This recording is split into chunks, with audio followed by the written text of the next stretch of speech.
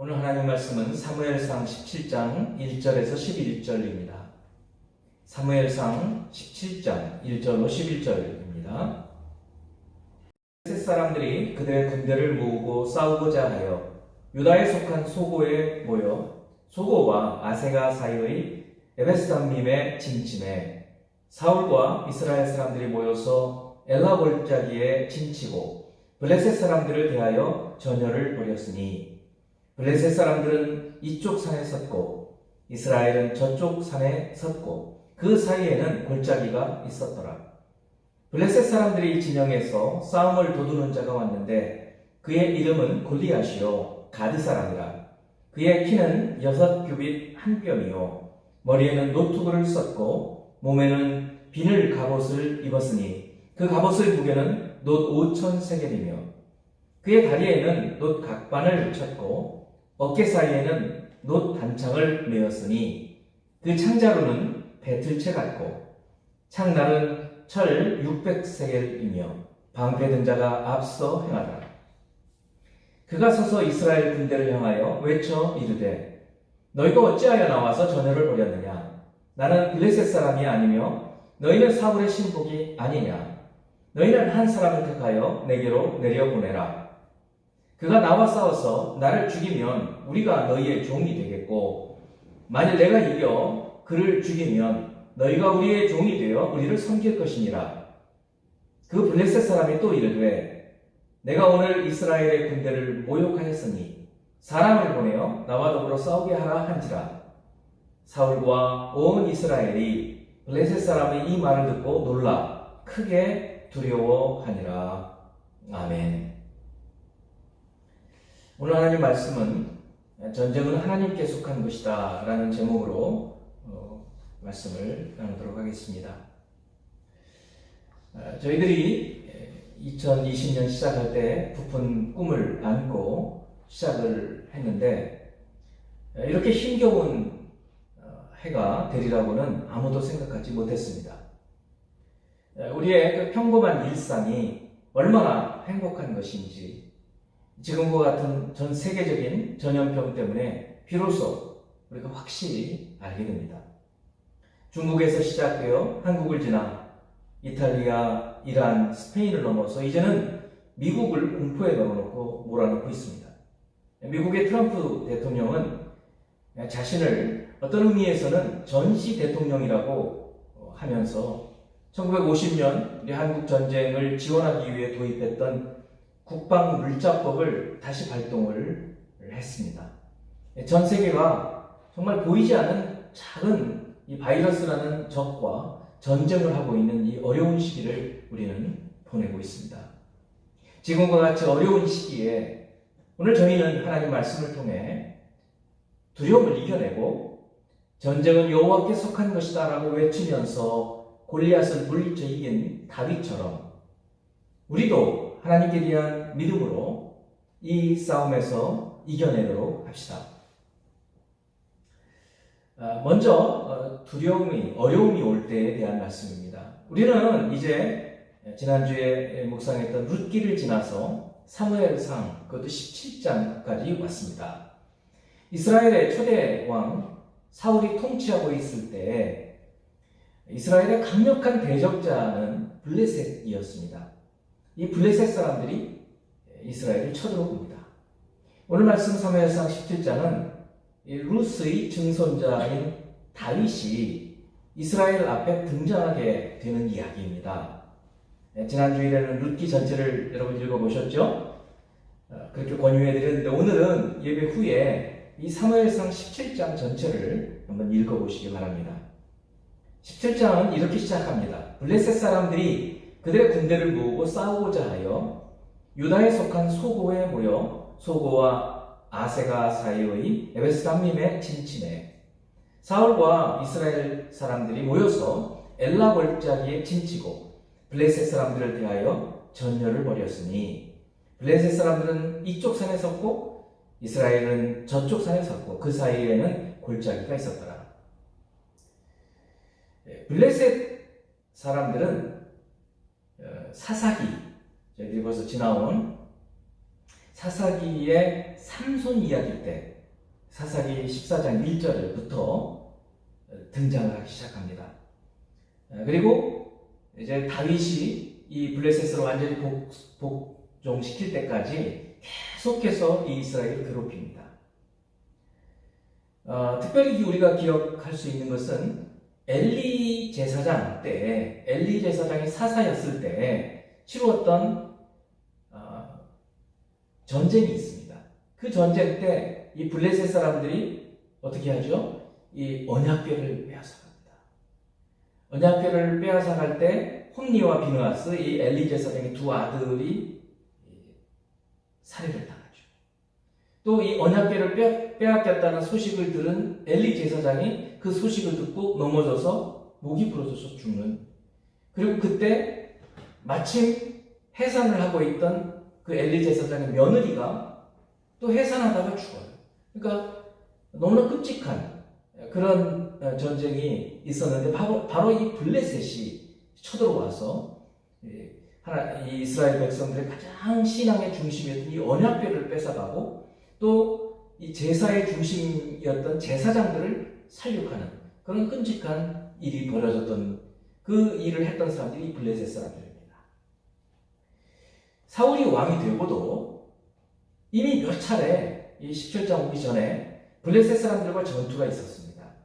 그리고 바로 앞에 14장에는 이 사울의 아들 요나단이 아주 용기를 내어서 블레셋에 아주 혈혈단신으로 들어가서 사람들을 많이 진멸을 했던 그런 이야기가 나옵니다. 오늘 이 17장 이야기에 이 블레셋 사람들이 이스라엘을 쳐들어온 것은 그때에 대한 보복입니다. 이제 이 블레셋 사람들이 쳐들어온 이야기를 보면서 저희들이 한 가지 알아둘 것이 있습니다. 이 사사 시대 때, 그리고 지금 사울 왕의 시대, 그리고 오늘날 우리 때라도 항상 어려움은 하나님의 백성들에게 하나님께서 주시는 메시지가 있는 것이에요. 사사기 2장 14, 15절 말씀을 봅니다. 여호와께서 이스라엘에게 진노하사 노략하는 자의 손에 넘겨주사 그들이 노략을 당하게 하시며 또 주위에 있는 모든 대적의 손에 팔아 넘기시매 그들이 다시는 대적을 당하지 못하였으며 그들이 어디로 가든지 여호와의 손이 그들에게 재앙을 내리시니 곧 여호와께서 말씀하신 것과 같고 여호와께서 그들에게 맹세하신 것과 같아서 그들의 괴로움이 심하였더라. 이렇게 어려움이 오고 괴로움이 오고 환난이 오고 시련이 오는 것은 우연이 아니라는 것입니다. 하나님께서 가나안 땅에 이스라엘 백성들을 인도하시고 그곳에서 땅을 주어서 평안하게 살게 하셨는데 하나님 말씀을 따라 살지 않았을 때는 주변에 있는 나라들을 강성하게 해서 이스라엘의 옆구리에 가시가 되게 하셨다는 것입니다. 오늘 사무엘상 17장에 나오는 이 블레셋 사람들이 쳐들어오는 것도 그 유한인 것이에요. 사울과 이스라엘 백성들이 하나님 말씀을 온전히 따르지 않았기 때문에 이 블레셋 사람들이 쳐들어오는 것입니다. 그러므로 우리는 어려움이 올 때 항상 먼저 다른 사람의 탓을 할 것이 아니라 우리 자신들을 돌아보아야 하는 것입니다. 국가적으로도 그렇습니다. 지금은 전 세계적으로 그렇습니다. 전 세계적으로 그동안 생각해 보십시오. 강대국이 서로 으르렁댔습니다. 그리고 어떻게 하든지 돈을 더 벌려고 환경을 파괴하고 온난화가 일어나고 이런 일들이 일어났습니다. 저희가 이 하나님의 뜻을 다 알 수는 없지만 우리는 스스로를 돌아보면서 이제 강제적으로 여행을 중지하게 되고 여행을 못 가게 되는 거예요. 소비가 줄어들게 되고 그러면서 공기질도 깨끗해지고 이런 일들이 벌어지고 있습니다. 여러분, 저희들이 어려움을 당할 때는 항상 우리 자신을 돌아보고 우리가 하나님 말씀대로 살고 있는지 아닌지를 돌이켜볼 수 있는 그런 저희들이 되기를 바랍니다. 그렇게 될 때 이 어려움도 우리가 이겨낼 수 있을 것을 분명히 믿습니다. 두 번째, 이제 두려움에 대한 얘기입니다. 어려움과 두려움은 다르죠. 어려움도 굉장히 힘들죠. 하지만 이 재난, 어려움이 온다고 하더라도 우리가 두려워하지 않을 수 있어요. 그런데 그 어려움이 크지 않아도 사람에 따라서는 두려움이 너무너무 커서 그 두려움 때문에 오히려 사람들이 정신이 없이 망할 때가 있습니다. 이 두려움은 심리적 공포죠. 이것이 더 무섭습니다. 지금 이스라엘 백성들도 그래요. 4절부터 10절까지는 골리앗이 어떤 사람인가, 골리앗의 키가 어떻고 그가 가진 무기가 얼마나 나가고 그리고 어떤 무장을 했는지 이런 것들을 상세하게 4절부터 10절까지 설명을 해주고 마지막 절만 제가 보겠습니다. 17장 11절을 보면 사울과 온 이스라엘이 블레셋 사람의 이 말을 듣고 놀라 크게 두려워하느라. 이 블레셋 사람의 말이 무슨 말이었냐면, 자, 너희 중에서 한 사람 나와서 나랑 싸워서 이기면 우리가 너희의 종이 되겠다. 대신 내가 이기면 너희가 우리의 종이 되어라. 이런 말이에요. 이 말 앞에 사울 그리고 온 이스라엘 사람들이 놀라서 두려워했다 그런 얘기입니다. 이 골리앗의 용모에 놀랐고, 또 골리앗이 가지고 있는 이 무기에 놀라고, 또 그가 한 이 말에 아무도 대적할 수 없는 것을 이들은 먼저 생각한 거죠. 이스라엘 사람들이 다 두려워서 공포에 질렸습니다. 한 27 정도 되는 한 청년이 정신과 의사에 보낸 편지, 글을 하나 읽어드리겠습니다. 올해 27살인 남자입니다. 프리랜서로 일을 하면서 나름대로 잘 먹고 살고 있습니다. 홀로 하는 일을 하다 보니 아무래도 학교를 졸업한 이후 사람과의 만남은 거의 없고 집에서 홀로 일을 하고 운동 나가는 그런 일상을 약 2년간 하고 살고 있습니다. 휴식 시간도 넉넉하고 수입도 저는 나쁘지 않습니다. 집에 어려움도 딱히 없고 저 자신도 현재의 삶은 지금까지 살아온 인생 중에서 가장 행복하다고 생각하고 있었습니다. 이번 11월 말 갑자기 죽음이라는 것에 대해서 생각하며 엄청난 공포와 불안감에 시달리고 있습니다. 사람이 태어나면 반드시 죽습니다. 네, 저도 잘 알고 있습니다. 그런데 그걸 의식하니 그냥 무슨 일을 하든지 이 불안감과 공포 그리고 우울감이 사라지지 않습니다. 죽고 싶지 않습니다. 자살은 너무 무서워서 상상도 못하겠습니다. 하지만 그럼에도 이 공포가 사라지지 않습니다. 죽음은 내가 어떻게 할 수 없는 것이니 그냥 받아들이고 살아가자 다짐하고 스스로 좋은 동영상과 좋은 글귀들을 보면서 자기 위안을 하지만 이 불안감과 공포심은 여전히 사라지지 않습니다. 처음에 비하면 좋아졌다고 생각하지만 길을 갈 때, 일을 할 때, 운동할 때, 샤워를 할 때 갑자기 불안감과 공포심이 솟구칩니다. 어떻게 해야 할까요? 예전처럼 하루하루 만족스러운 삶에 행복해하던 그대로 돌아가고 싶습니다. 그때로 돌아가고 싶습니다. 아니 그것이 불가능하다 하더라도 조금이라도 이 불안감과 공포심을 해결하고 싶습니다. 도와주십시오. 사실 이 청년에게는 어떤 어려움이 있지 않습니다. 어려움 때문에 두려워하는 게 아니에요. 그저 어느 순간 갑자기 오늘날로 내가 코로나 바이러스에 감염되면 어떡하지? 이런 두려움들이 이 청년에게 들어온 거예요. 그러면서 공포감이 점점 눈덩이처럼 쌓여지기 시작하고 이제는 길을 갈 때 집에서 조용히 휴식을 할 때에도 샤워를 할 때도 공포감에서 헤어나지 못하겠다는 것이죠. 그래서 정신과 의사에게 도움을 요청했다는 것입니다. 여러분, 이스라엘 백성들에게 이 골리앗은 그냥 그 외모만 보고도 두려움의 대상이었어요. 외모 자체가, 그 무기 자체가 두려움의 대상이었어요. 여러분은 무엇을 두려워하십니까? 사실 문제보다도 그 어떤 어려움보다, 난제보다도 이 두려움이 문제인 것입니다. 그러니 두려움이 밀려올 때 우리가 어떻게 해야 할까? 여러분 이미 예수 그리스도 안에 있는 분들은 이런 두려움에서 벌써 벗어난 분들이 대부분입니다.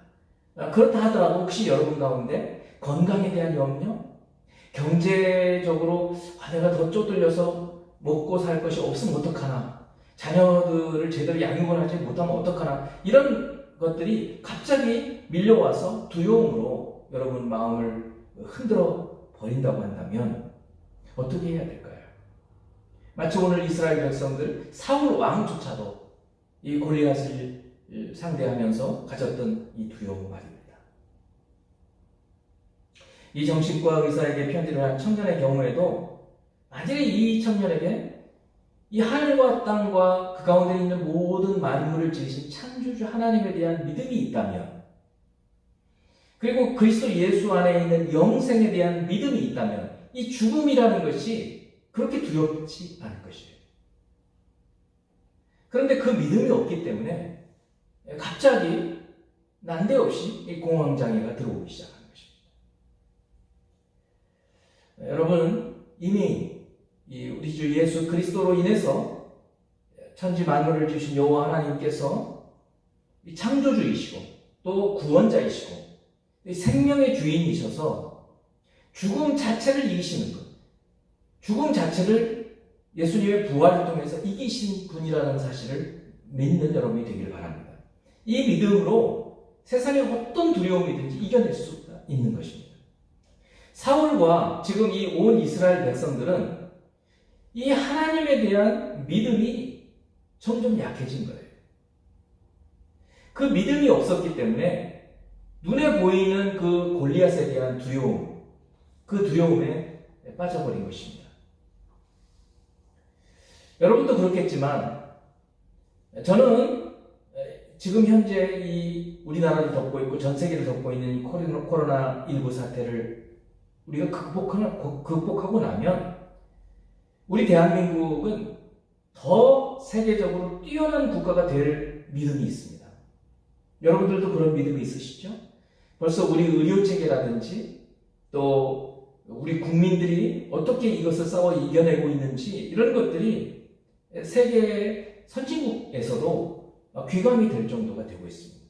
물론 겸손하게 우리가 이 모든 것들을 다 이겨내고 난 다음에 이것을 해야 되겠지만 벌써 지금 저희들이 그런 것들을 볼 수 있는 것입니다. 세계인들이 이 한국에 대해서 주목하기 시작하고 있다는 것입니다. 코로나 바이러스를 우리가 조심을 하고 조심해야 합니다. 그래서 저희들이 예배도 동영상으로 하고 여러분 가정에서 예배하는 것입니다. 그러나 두려워하지는 마십시다. 이 하나님에 대한 믿음은 두려움을 내어 쫓습니다.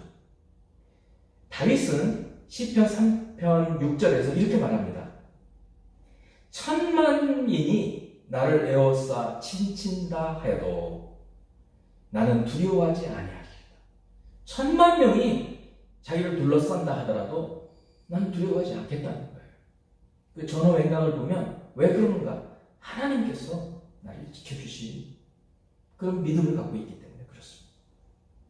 경제적인 어려움에 대한 두려움, 건강에 대한 두려움, 사람에 대한 두려움, 이 모든 것들, 여러분을 둘러싼 모든 것들이 여러분을 둘러싸서 진친다 하더라도 하나님을 인하여 두려워하지 않을 수 있는 것입니다.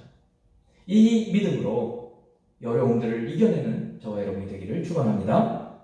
마지막으로 전쟁은 하나님께 속한 것이라는 것입니다.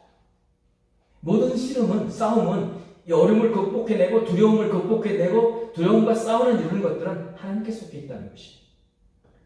오늘 사무엘상 17장 11절까지 저희들이 읽었는데 이 바로 다음 12절부터 마지막 절 58절까지 굉장히 길죠?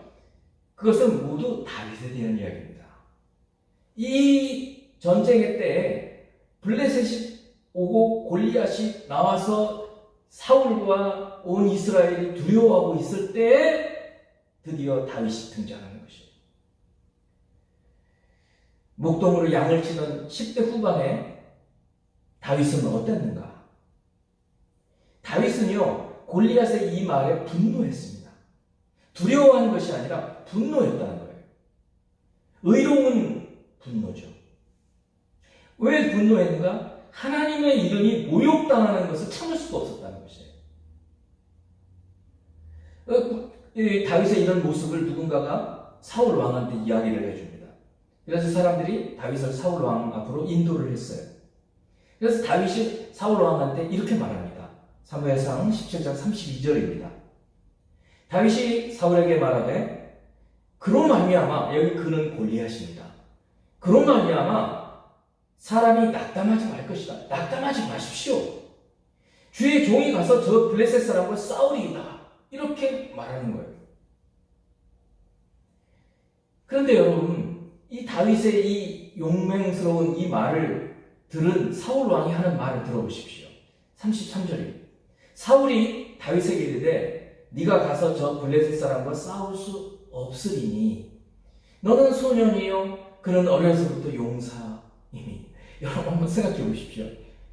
아니 왕이 그것도 어린 소년이 내가 싸우겠습니다 하는데 기를 죽이고 있잖아요. 어떻게 왕이 이렇게 기를 죽일 수 있습니까? 너는 저 블레셋 사람과 싸울 수 없어. 너는 소년이고 저 사람은 어릴 적부터 용사야.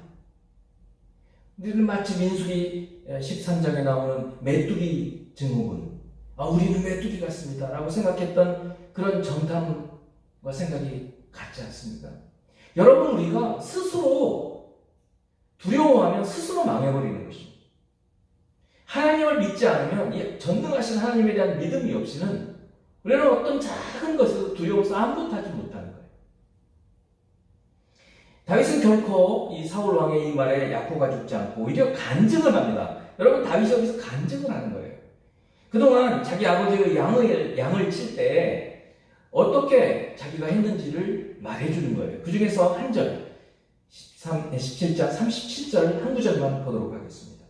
또 다윗이 이르되 여호와께서 나를 사자의 발톱과 곰의 발톱에서 건져내셨은즉 나를 이 블레셋 사람의 손에서도 건져내시리이다. 이렇게 담대하게 얘기합니다.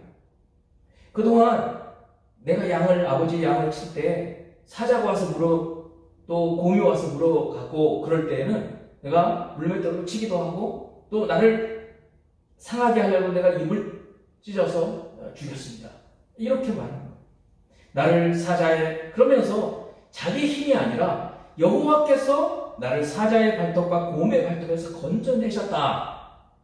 하나님께 대한, 하나님의 도우심에 대한 고백인 거예요. 간증인 거예요. 내가 잘났어, 내가 힘이 있어서가 아니라 여호와께서 건져내셨습니다. 똑같이 이 블레셋 사람의 손에서도 나를 건져내실 것입니다. 이렇게 담대하게 얘기하니까 사울이 다윗에게 이렇게 말합니다. 가라, 여호와께서 너와 함께 계시기를 원하노라.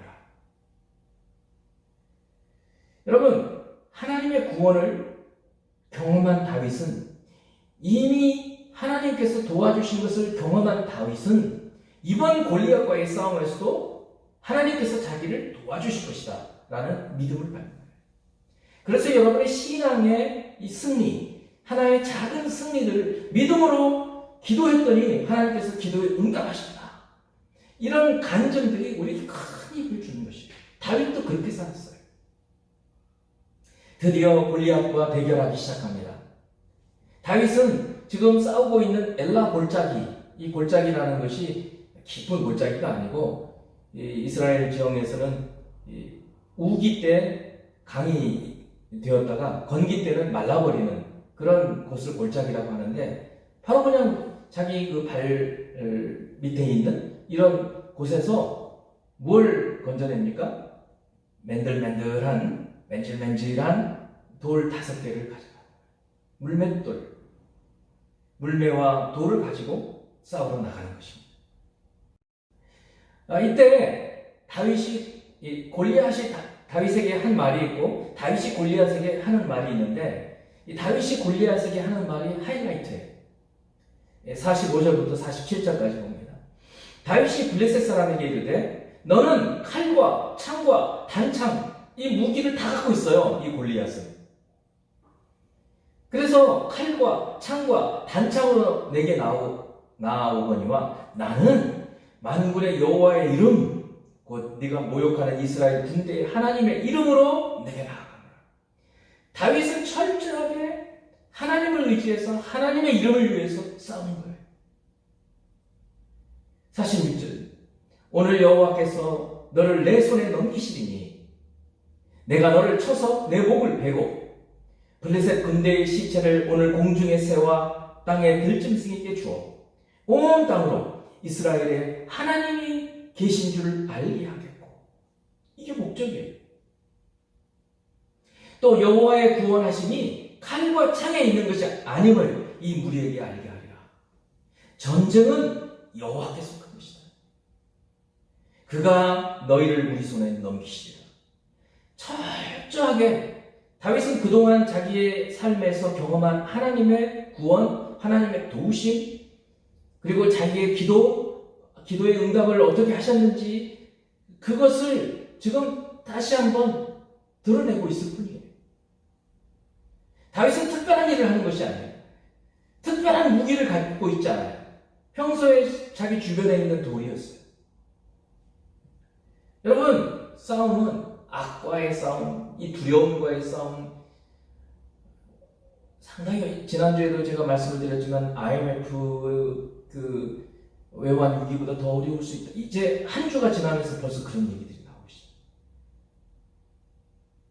그러나 여러분, 우리 이겨낼 수 있습니다. 이 싸움은 우리에게 속해 있지 않습니다. 하나님께서 우리를 겸손하게 만드신다. 그럼 우리가 겸손해지고 낮아지고 하나님의 뜻을 헤아려 알고 이때에 여러분 각 가정에서 하나님 앞에 기도하시면, 다른 나라는 잘 모르겠지만 우리나라는 속히 하나님께서 굽어 살피시고 또 이 어려움에서 이겨내게 해주실 줄로 믿습니다.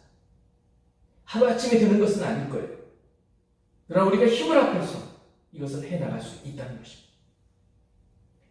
여러분, 이 다윗이 물매에 돌을 던지는 속도가 메이저리그의 투수가 던지는 속도 정도 된다고 해요. 확 돌려서 휙 날아갈 때 그 속도가 130km에서 190km, 유현진 선수가 한 150km가 넘어가지 않습니까? 그러니까 그 돌을 맞으면 기절하는 거예요. 죽지는 않겠죠. 기절하는 겁니다. 골리앗이 기절했어요. 근데 자기에게는 칼이 없으니까 뛰어가서 골리앗이 가지고 있는 칼을 가지고 목을 베버린 거예요. 그리고 이 다윗의 무기라는 게 물맷돌이었잖아요. 그것은 다른 것이 아니었어요. 자기 주변에 있는 것이었어요. 평범한 것이었던 거죠. 여러분, 우리에게 있는 무기라는 것은 다른 것이 아닙니다. 어떤 것일까요? 가족들의 연합이에요.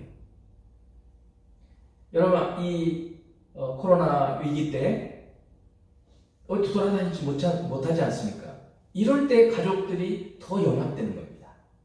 대화도 많이 하고 기도도 하고 예배도 드리고 책도 읽고 같이 식사도 하고 연합되는 거예요.